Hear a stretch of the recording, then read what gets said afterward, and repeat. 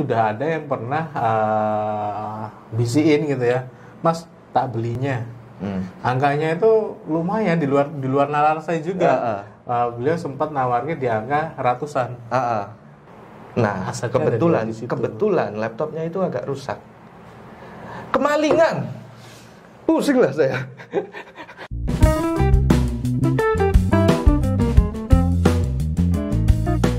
Nah, ngomongin soal aset digital, Mas Fandi, yang namanya aset itu kan pasti harusnya bertumbuh dan harusnya itu menghasilkan ya. Iya. Nah, kalau ngomongin aset digital, sebetulnya apa sih yang nanti bisa kita ambil hasilnya? Ambil hasilnya. Jelas cuan. Jelas cuan. Jadi aku ngerti gitu, mau tadi baik. Jelas cuan. Yang kedua itu bisa jadi prospek jangka panjang. Ya. Saya pernah punya website tua. Itu sekitar 3 tahun nggak saya apa-apain. Terus habis itu belinya itu sekitar berapa itu ya waktu itu ya? Murah 400. itu. 200 ribuan kayaknya. Cuman itu website yang udah di-delete, udah dihapus. Itu aku beli cuman perpanjang terus. Suatu ketika itu harganya itu naik jadi 3 kali lipat. Selama agak lama sih 3 tahun. Cuma perpanjang aja. Jadi kayak kita invest ke saham perusahaan ya sebetulnya investasi nama digital. domain kan nggak bisa kita rubah. Mas, misal imam.com kayak gitu. Kalau misalkan Mas Imam punya, ya kan suatu ketika nggak tahu ada perusahaan gede mau beli, mau beli, dan itu berlaku buat domain-domain yang ini yang lain. Misalkan kayak kemarin ya ada kasus studi kasus, saya menemukan ada nama bahasa Inggris, ekstensinya itu .id, ID itu kan khusus Indonesia. Padahal namanya itu kan nama bahasa Inggris. Kita nggak pernah tahu di dunia digital, kita nggak pernah tahu kedepannya gimana. Kemungkinan itu ada orang-orang luar yang mau invest di Indonesia. I see. Ya kan? Betul. Tapi memang iya sih, aku bukan teman, dapat cerita gitu bahwasanya dia ini hanya kerjanya beliin domain aja. Benar. Beli domain dan dijual lagi dan harganya bombastis sekali, padahal beli domain.com itu cuma 120.000 aja udah dapat. .id paling sekitar 200.000 udah 250. Nah, dia tuh nernak domain yang menurut dia cantik, dia beli, dia bikinin website hanya nampilin domain-domainnya dia. Itu. Dan berapa harganya udah puluhan juta. Termasuk kalau nggak salah waktu Pak Jokowi naik pertama kali, yang Jokowi.apa itu sudah diparkir ya. Sudah diparkir dan pada akhirnya dibeli dengan harga yang mahal. Dan termasuk dulu waktu zamannya Mario Teguh masih booming gitu ya. Mario Teguh kan hanya kebagian Mario Teguh.asia. Iya. Nah, sisanya yang .com, yang bla bla ini udah dibeli semua, diparkir sama orang. Dan ketika seperti itu, kalau mau dapat domain yang terparkir tadi ya harus bayar dulu lebih, bidding. Kita kayak lihat aset aja kayak gitu. Kalau aset udah dimiliki orang, masa iya kita mau ngerampok kan? Betul. Sebenarnya sesimpel itu sebetulnya teman-teman. Jadi kalau misalnya kita sekarang punya capital dikit banyak gitu, mau investasi ya kalau nggak mau investasi ke saham yang hari ini, saham saya turun 10% lebih gitu kan, nggak mau turun gitu ya. Ya saya pikir digital adalah salah satu solusi. Gitu.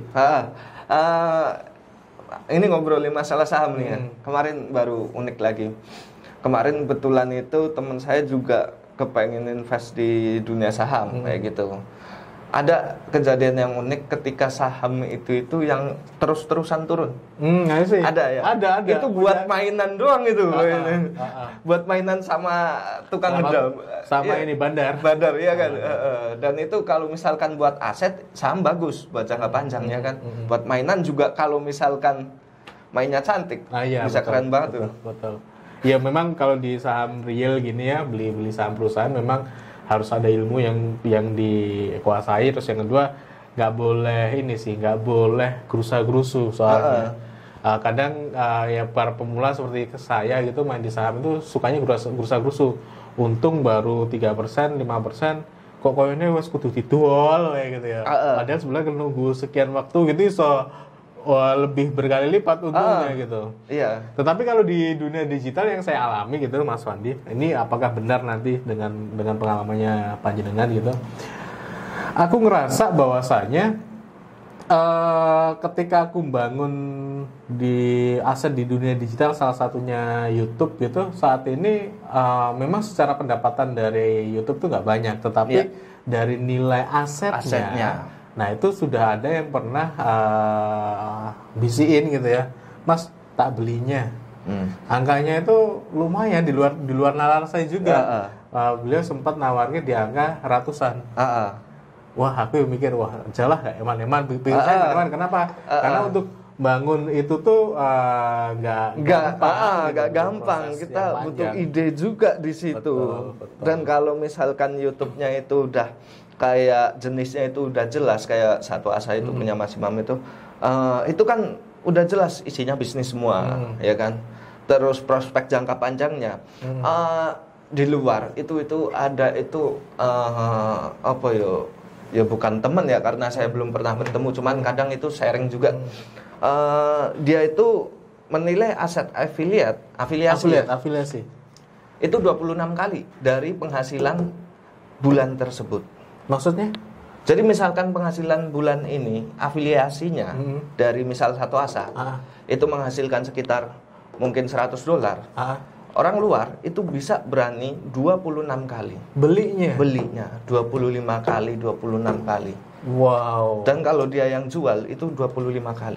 Wow, berarti misalnya aku punya afiliasi, satu afiliasi nih, hasilnya misalnya 5 juta. Berarti ketika dijual tuh bisa 25 kali dari hasil itu. Karena itu aset ya. Itu ada perhitungannya. Afiliasi. Dan itu pertama jelas personal branding ya, siapa yang jual, kayak misalkan kayak batu akik, siapa yang biasa mainan akik ya kan, itu pasti harganya lebih mahal dong daripada orang yang nggak tahu akik tiba-tiba jualan. Nah itu afiliasi 25 kali. Itu baru afiliasi.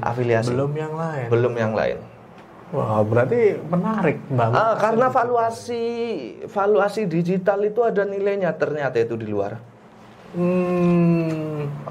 Valuasi digital itu kayak misal kontennya, ada berapa konten yang ada di situ, terus habis itu berapa waktunya, berapa decrete-nya, berapa lamanya, itu ada hitungannya.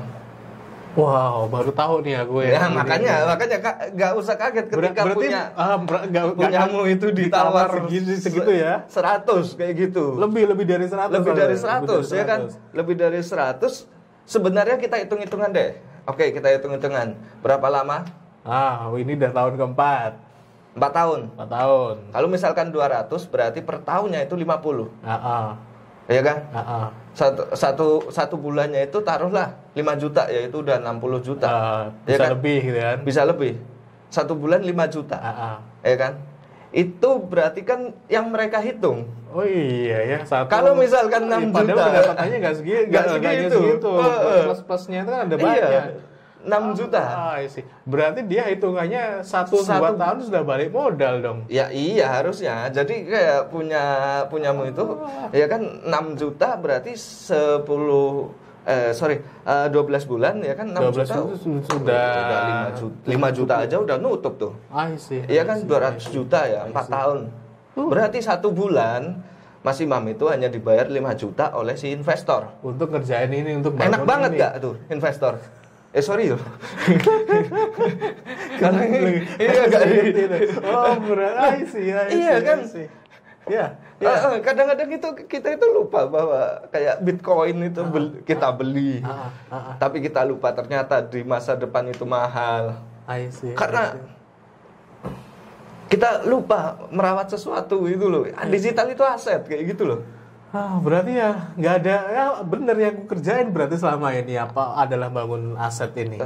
Iya bener. Saya pernah kehilangan laptop itu harganya itu sekitar kalau di total ya sama asetnya partner saya itu sekitar ratusan juta dalam satu laptop. Waktu itu laptop HP ya, HP yang lama, dan itu ada hard disknya. Nah, kebetulan laptopnya itu agak rusak. Kemalingan, pusing lah saya. Nah, kalau misalkan kemalingan kayak gitu, ini malingnya itu paham nggak? Paham nggak duit yang ada di situ? Iya, jadi aku itu di situ ada MacBook ya kan, MacBook hilang oke lah, nggak masalah kayak gitu. Ya kan, ada MacBook, ada itu. Masalahnya itu hard disk di situ itu seratusan juta. Atau jangan-jangan dia tak paham bahwasanya yang rusak ini. Makanya itu kalau misalkan dia dijual di tukang reparasi, diinstal ulang lah dia. Dan dia nggak tahu tuh malingnya. Itu kejadian yang gimana ya, unik banget ya. I see. Makanya untuk elektronik saya juga hati-hati sih. Hati-hati, keamanan digital itu. Karena secara prinsip semua akun gitu kan ada di sana gitu. Terus gini Mas Wade, untuk sebagai pemula yang mungkin belum sadar bahwasanya aset digital itu bisa menarik gitu. Apa yang harus mereka kerjain nih? Apa yang harus dikerjain sama para pemula untuk bangun asetnya?